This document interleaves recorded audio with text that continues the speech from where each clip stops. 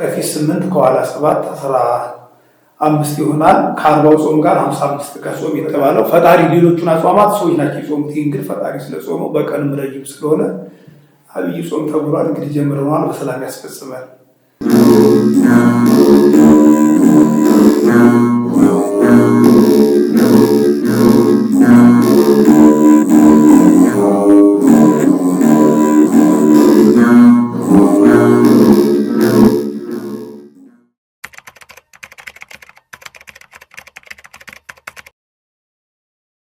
እግዚአብሔር ይስጥልኝ።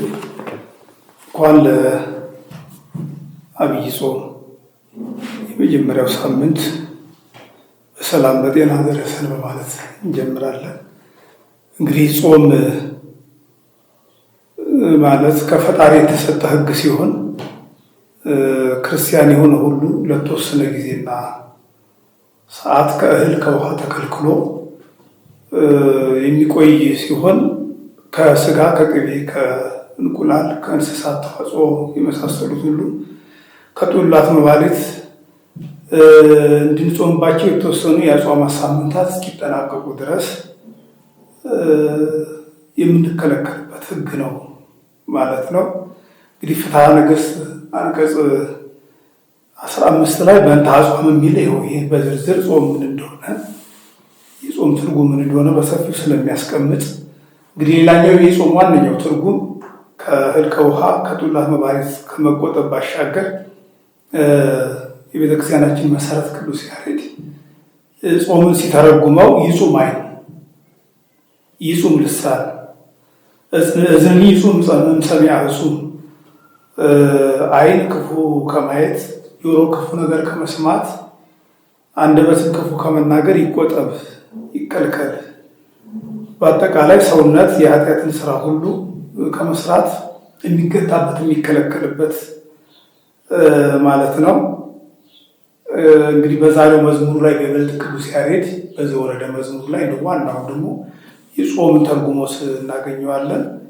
ንጹም ጾም ወናፍቅር ቢጸን ወንትፋቀር በበይናቲነ፣ ጾምን እንጹም ወንድሞቻችን እንውደድ እርስ በራሳችን እንዋደድ ብሎ ጾም ማለት ፍቅር እንደሆነ፣ ጾም ማለት ሕገ እግዚአብሔር እንደሆነ፣ ጾም ማለት ከመባሊት ከጥሉላት ከሁሉ ነገር መጾም መቆጠብ ከክፉ ነገር ሁሉ መቆጠብ እንደሆነ ይተረጎማል። ሌላው ጾም ስንል በሁለት እንከፍለዋለን።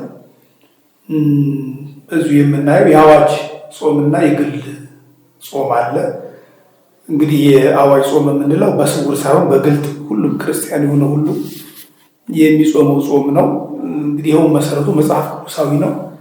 ትንቢተ ኢዩኤል ምዕራፍ 2 ቁጥር 15 ላይ ንፍሑ ቀርነ በጽዮን ቅዱስ ጾም ወስብኩ ምህላ፣ በጽዮን ማለት በኢየሩሳሌም መለከትን አውጁ ወይም ደግሞ ንፉ የጾምን መለከት ማለት ነው። ጾምን ቀድሱ ጉባኤውን አውጁ ይላል። ስለዚህ አዋጅ ጾም ነው የምንጾመው፣ በስውር ሳይሆን በአደባባይ የምንጾመው ጾም ነው። እንግዲህ በዚህ መሰረት የአዋጅ አጽዋማት ተብሎ በቤተክርስቲያናችን በዓመት ውስጥ የምንጾማቸው 7 አጽዋማት አሉ። እንግዲህ የመጀመሪያው በዓመት ውስጥ የምንጾመው ጾመ ነቢያት 16ቱ ነቢያተ እስራኤል ክርስቶስ ይወርዳል ይወለዳል ብለው ትንቢት እየተነበዩ ምሳሌ እየመሰሉ ሱባኤ እየቆጠሩ የጾሙ ጾም ነው። እንግዲህ ጾሙ 40 ጾም ነው። ነገር ግን አጠቃላይ 44 ጾም ነው የምንጾም 44 ቀን። 40ው የነቢያት ጾም ሲሆን 3ቱ አብርሃም ሶርያዊ ጾመው፣ እንደዚሁም ደግሞ 44ኛውና አንደኛው ማለት አንዱ ጾመ ጋድ ወይም ጋድ ይባላል። ጾመ ጋድ አንድ ነው፣ ግን 2 ጊዜ ነው የምንጾመው። የጥምቀት ዋዜማና የልደት ዋዜማ ምንም የሚያከራክር ስላይደል አንድ ነው፣ ግን አንዱ 2 ጊዜ ጾመዋለን። ሌላ ሁለተኛው ያው ያለው 44ኛ ነው ጾመ ጋድ። ጾመ ጋድ ራሱ ከ7ቱ አጽዋማት አንዱ ነው፣ ሁለተኛ ላይ የሚቀመጥ ነው። ሶስተኛው ጾመ ነነዌ፣ የነነዌ ሰዎች የጾሙት የ3 ቀን ጾም ነው። አራተኛው አብይ ጾም አሁን ዛሬ የገባው ዛሬ የጀመረው ማለት ነው። ይሄ አንዱ ሳምንት ጾመ ሕርቃል ወይም ጾመ ሕርቃሎስ ወይም ደግሞ ዘወረደ ይባላል። አጠቃላይ ክርስቶስ ዓለምን ለማዳን ከሰማይ እንደወረደና ይህ ሳምንት ለክርስቶስ ጾም ራሳችን የምንፈትሽበት የምናዘጋጅበት፣ ሰው ሁሉ በፈሪሃ እግዚአብሔር መኖር እንዳለበት ተቀኔው ለእግዚአብሔር በፍርሃት በረአድ ሆነን እግዚአብሔር ለጾም ማለት ለእግዚአብሔር መገዛት ማለት እንደሆነ ራስን ስጋ ለነፍስ ነፍስ ለስጋ ማስገዛት እንደሆነ ቅዱስ ጳውሎስ በአንደኛ ቆሮንቶስ ምዕራፍ 9 ቁጥር 27 ላይ ተናግሯል። እና ቅድስት ጾም የኢየሱስ ክርስቶስ ጾም አርባ ቀጣይ ሰኞ ነው የሚጀምረው።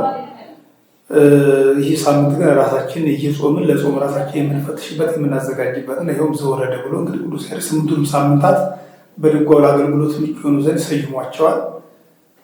ስለዚህ ይህ ሳምንት ዘወረደ 7 ቀን ነው። ኢየሱስ ክርስቶስ ጾም 40 መዓልት 40 ሌሊት ነው።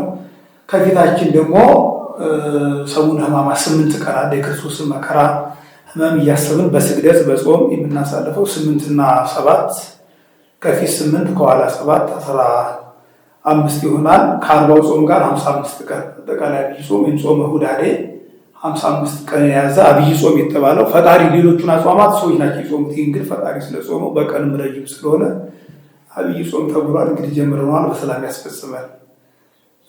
ሌላው 5ኛ ጾም ሐዋርያት ከበዓለ ጰራቅሊጦስ በኋላ ከልደት መንፈስ ቅዱስ በኋላ ቅዱሳን ሐዋርያት በማግስቱ ሰኞ የጾሙት ጾም ነው። እሱም ጾመ ሐዋርያት ይባላል። 6ኛው ጾመ ድኅነት። ጾመ ድኅነት አንድ ነው፣ ግን 2 ጊዜ ይጾማል። በዓለ ሃምሳ ውጪ በሳምንቱ 2 ቀን ጾመ ድኅነት ረቡዕና ዓርብን ጾመዋለን ማለት ነው። በሳምንቱ 2 ቀን። 7ኛ እና የመጨረሻ ጾመ ፍልሰታ የእመቤታችን ሱባኤ ነው። ጾመ ማርያም ይባላል። 2 ሱባኤ ነው። ነሐሴ 1 ጀምረን ነሐሴ 16 የሚፈታ ነው። እንግዲህ አዋጅ አጽዋማት የሚባሉ እነዚህ ናቸው። ሌላው የግል ጾም ነው የምንለው። የግል ጾም እንግዲህ አንድ ሰው በሰራው ኃጢአት፣ በአጠፋው ጥፋት፣ በበደለው በደል ከንስሐ አባቱ ጋር ተነጋግሮ ንስሐ አባቱ የሚሰጠውን ቀን ወይም ደግሞ ጾም ራሱን በመሰወር ለማንም ሳይናገር የሚጾመው ጾም ነው። እንግዲህ ይህም የግል ጾም ደግሞ ማንም ሳያውቅ ጿሚውና ተነሳዩና እግዚአብሔር ብቻ የሚገናኙበት ጾም ነው። ይኸውም በመጽሐፍ ቅዱስ አምላካችን የማቴዎስ ወንጌል ምዕራፍ 6 ቁጥር 16 ላይ አንተ ግን ስትጾም ለሰዎች እንዳትታይ ራስህን ተቀባ፣ ፊትህን ታጠብ፣ በስውር የሚያይ አባትህ በግልጥ ይከፍልሃል ይላል። እንግዲህ ራስን ተቀባ ማለት ይሄ ቅባ ላይ ወይም ደግሞ ቅቤና ሌላ ሳይሆን ቅቤ የተባለ ፍቅር ነው። ቅብ ይራቅ ቅብሰ ፍቅር ደቂቀ ስትጾም ፍቅርን ያዝ ማለት ፍቅርን ተቀባ ማለት ነው። ሌላው ፊትን ታጠብ ማለት ያው ሲባል ይሄ ጁሃይ ፊት እንደማለት ሳይሆን ፊትን ታጠብ ማለት በሁለት አይኖች የሚፈሰው የንስሐ እንባ በአንባ ንስሐ ፊትን እየታጠብክ ፍቅርን ተቀብተው ወይም ደግሞ ይዘህ ጾም ጸልይ ለማለት ነው። እና እንግዲህ በዚህ መሰረት የግል ጾም ከጿሚው ሰውና ከእግዚአብሔር ውጭ ማንም ማወቅ የለበትም። ነጾም ማለት ባጭሩ ይሄ ነው።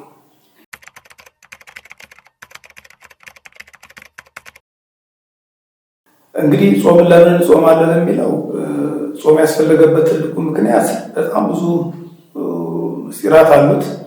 እንግዲህ ፍትሐ ነገሥት አንቀጽ 15 ላይ እንደነገረ ጾም ልጓመ ሥጋ ነው ይላል። ጾም ልጓመ ሥጋ ማለት ሰው ሁልጊዜ የጣመ የላመ ከበላ የማይጾም የማይጸልይ የማይሰግድ ከሆነ ለኃጢአት ይጋለጣል። ስለዚህ ፍትሐ ነገሥቱ ከመያርክም ኃይለ ፍትወት ነው የሚለው ሥጋዊ ፍትወትን ያደክም ዘንድ ጾም ታዟል። እንዲሁም በምንጾምበት ጊዜ ረሃብን፣ ችግርን እንድናውቅ ምክንያት ይሆናል። ከመያርክም ከመያይምር ጿሚ ሕማመ ረሃብ ወይም ሀሮሙ ለርሁባን ጿሚ ሰው የረሃብን ችግር ያውቅ ዘንድና ለተራቡት ይራራ ዘንድ ጾም ታዘዘ ይላል። አባቶቻችን ብዙ ጊዜ የሚሉት ነው ችግርን የቀመሰ ችግርን ያውቃል ይላል። ስለዚህ ረሃብ ምን እንደሆነ ሰውነቱን ራሱ መፈተሽ ይችላል። ከበላ ከጠጣ ግን ራሱ መፈተሽ መግዛት ስለማይችል የሥጋ ደካማነት መረዳት ይችላል።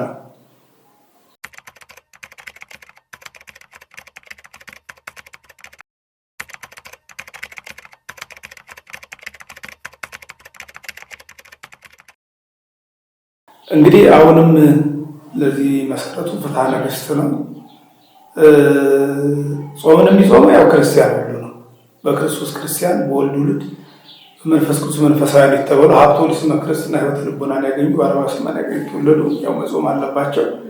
ጾም ያው ለክርስቲያኖች ነው የሚታዘዘው። ማን ነው የሚጾመው ለሚለው ክርስቲያኑ ነው የሚጾመው።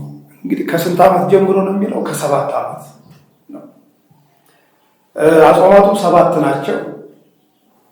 አንድ ክርስቲያንን መጾም ያለበት ከ7። እንግዲህ የ7 ቁጥር በቤተክርስቲያን ብዙ ምስጢር አለ። ለምሳሌ 7ቱ አጽዋማት ብለናል። 7ቱ ሰማያት 7 ናቸው። ሰው ራሱ 7 ነው። በስጋው 4 ባህርያተ ስጋ የምንለው 5ኛ ባህርይ ነፍስ ማለት ነባቢነት፣ ለባዊነት፣ ህያዊነት፣ ልብ፣ ቃል፣ እስትንፋስ እና ከነዚህ እንግዲህ ሰው የምንለው የነፍስና የስጋ ውጤት እና ሰው ራሱ 7 ቁጥር ነው። ሌላው አንድ ሱባኤ 7 ነው በቤተክርስቲያናችን። እንደገና ደግሞ ስመወልቆ ዛብ ፍጹም ውእቱ ሀበ በራዊ 7 ቁጥር በጣም ፍጹም ቁጥር ነው ይላል እና ጾሙም ጸሎታችንም ፍጹም ቁጥር በፍጹም ህይወት በፍጹም ነፍስ በፍጹም ክርስትና ህይወት መጾም እንዳለብን አባቶቻችን ሊያስተምሩ ስለፈለጉ እንግዲህ ከ7 ዓመት መጾም አለበት። ሌላው 7ቱ ምስጢራት እናገኛለን። 7ቱ ሉቃን እናገኛለን። በጣም ብዙ ምስጢር ነው ያለው እና አንድ ክርስቲያን ከ7 ዓመት ጀምሮ መጾም አለበት።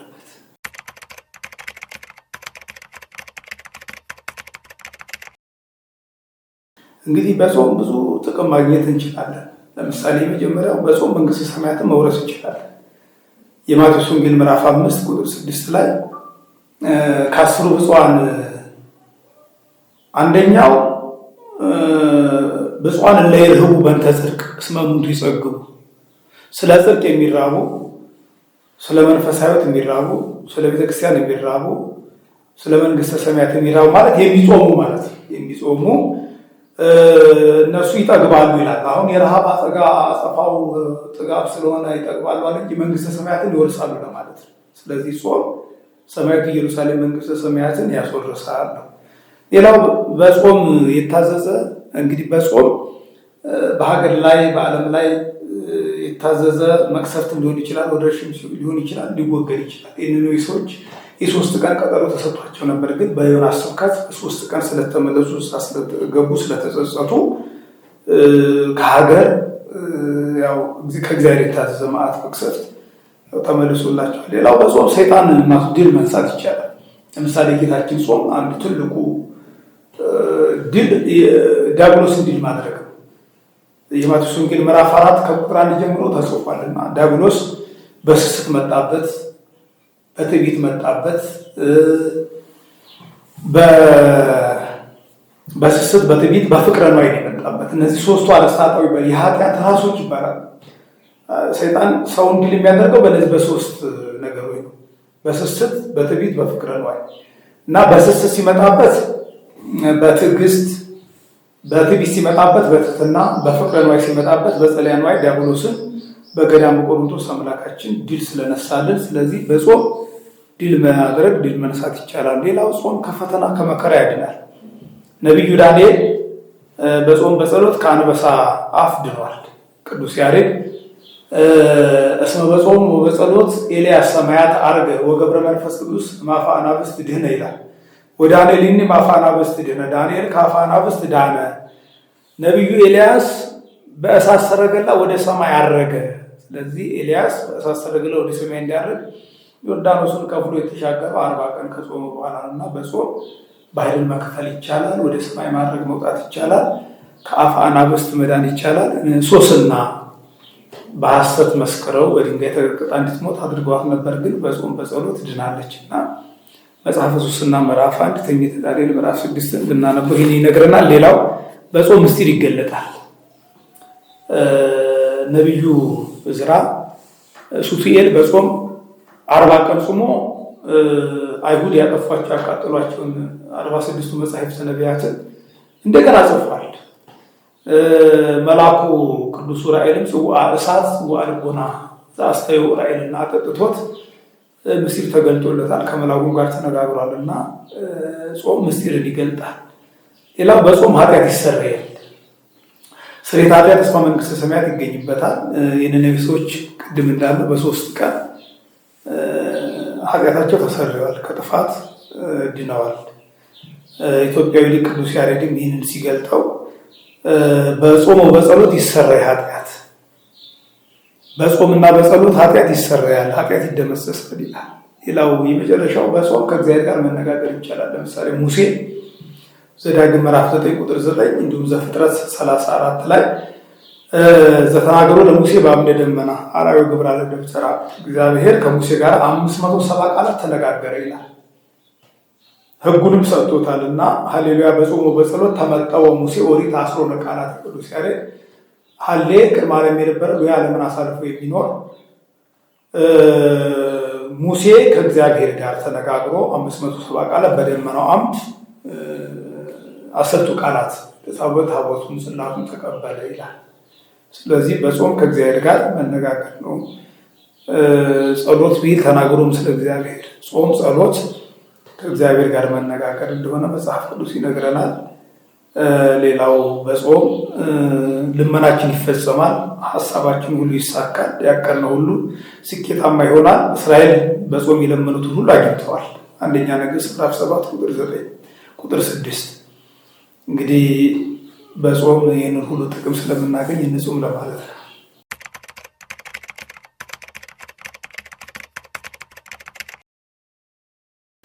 እንግዲህ ጾምን በምን አይነት መንገድ እንጹመው የሚለው እንግዲህ ጾምን ከነ ትርጉሙ እንደተረዳ ነው። ከእህል ከውሃ ከመከልከል ከክፉ ነገር ከኃጢአት መራቅ ስለሆነ ጾማችን ከክፉ ነገር በመራቅ በቅን ልቦና በንጹህ ልቦና መሆን አለበት። እንዲሁም ነቢዩ ኢሳይያስ በምንጾምበት ጊዜ እንጀራህን አንተ ሰው በምንጾምበት ጊዜ እንጀራህን ስትቆርስ እንዲሁም ነቢዩ ኢሳይያስ በምንጾምበት ጊዜ እንጀራህን እንደሆነ ቃል በቃል ነቢዩ የተናገረውን ለመግለጥ በመጾምበት ጊዜ እንጀራህን ለተራበ ብትቆርስ ብርሃንህ እንደ ንጋት ይበራል፣ የዛን ጊዜ ትጠግባለህ፣ እግዚአብሔርም ይሰማሃል፣ ትጮኻለህ፣ እርሱም እንሆ ይልሃል። ትንቢተ ኢሳይያስ ምዕራፍ 58 ቁጥር 6 እስከ 9።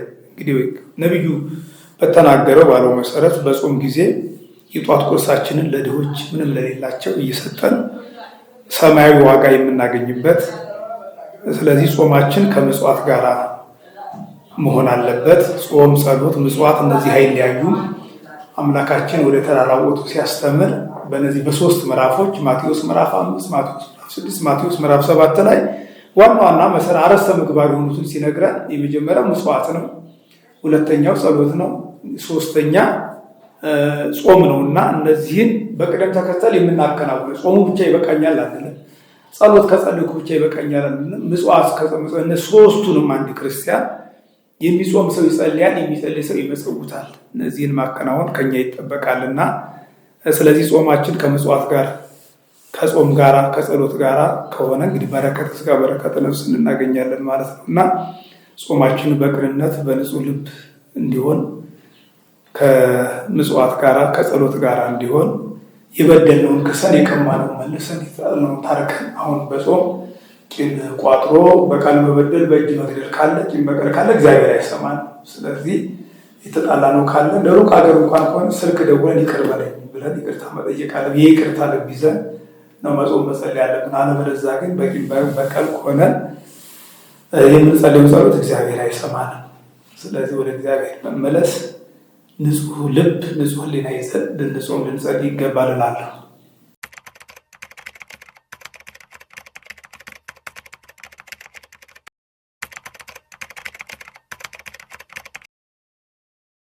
አሚን። የማመሰግናለሁ። ሱባኤያችንን፣ ጸሎታችንን፣ ጾማችንን፣ ቀኖናችንን እግዚአብሔር ይቀበልልን። ለሀገራችን ለሕዝባችን ሰላም፣ ፍቅር፣ አንድነቱን እግዚአብሔር ያድልልን። የድንግል ማርያም አማላጅነት የቅዱሳን ተራዳኢነት አይለየን። ይቆየን።